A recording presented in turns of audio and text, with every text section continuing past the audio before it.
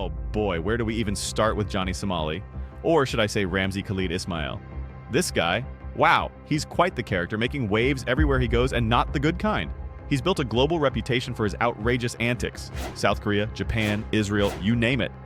His behavior has caused serious outrage and legal trouble, especially in South Korea, where he's facing major charges. Imagine the chaos. From trashing convenience stores to flipping off cultural monuments, Johnny's legal trouble is off the charts. And it's not just about breaking the law. He's made enemies with locals and authorities. His story is a wild ride of chasing online fame with zero regard for cultural sensitivity, or legality for that matter. So, backtracking to November of this year, and Johnny got himself, how do I put this? Really thrown under the bus again after being drunk and disorderly at a 7-Eleven in Seoul. He was live streaming, drinking booze, and throwing noodles everywhere, turning a simple convenience store run into a full-on chaotic drunken disaster. And guess what? It wasn't a minor setback. This time he was arrested for obstruction of business. It's just another chapter in his ongoing saga of legal troubles in Korea, and watching Johnny's world burn has been an absolute joyride. Korean citizens? They are done with Johnny Somali. The response has been nothing short of a nationwide outrage. It's like they're collectively shouting, "Get out of our country." His complete disregard for cultural norms and laws was the last straw. Let's just say that he really lit South Korea on fire by doing one of the most egregious, and I mean jaw-dropping, was when he kissed the Statue of Peace in Seoul.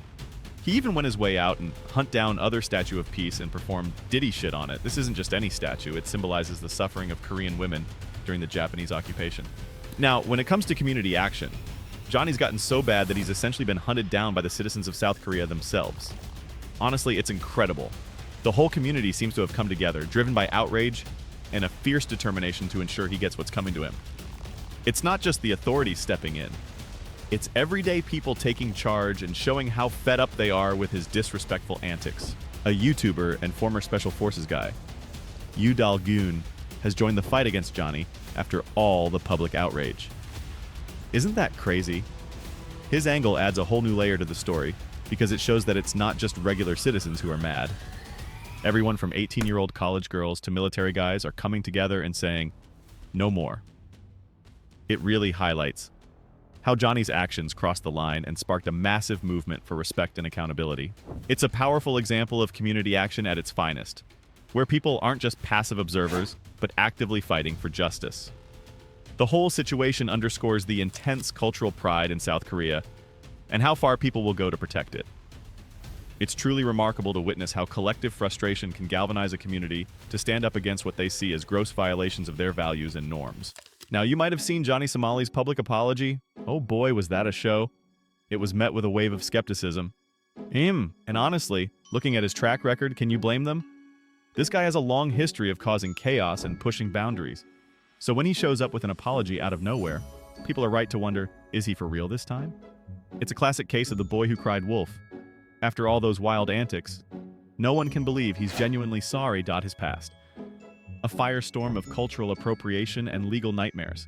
So it's hard for the public to see this apology as anything but a calculated move to simmer down the fallout. Now, on December 3rd, 2024, South Korean President Yoon declared martial law. Talk about a game changer. This put Johnny under a huge magnifying glass. It completely derailed his social media plan, forcing him to erase every trace of content that praised China and North Korea. The declaration was short-lived, but it sent Johnny scrambling. Clearly, he didn't understand what martial law really meant. This new development? It takes his legal trouble to a whole new level.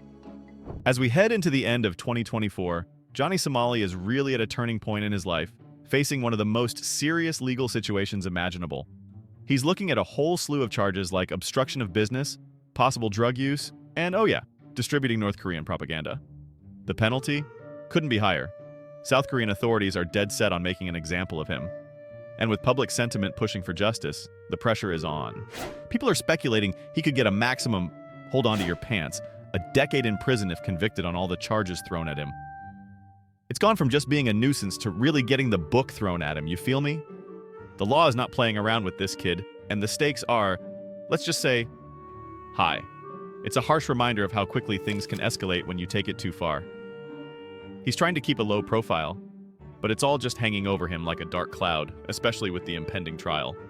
And speaking of legal trouble, Johnny Somali is right in the thick of it in South Korea. He's under a departure ban. So yeah, he's not leaving the country anytime soon as he waits for his trial on March 2025.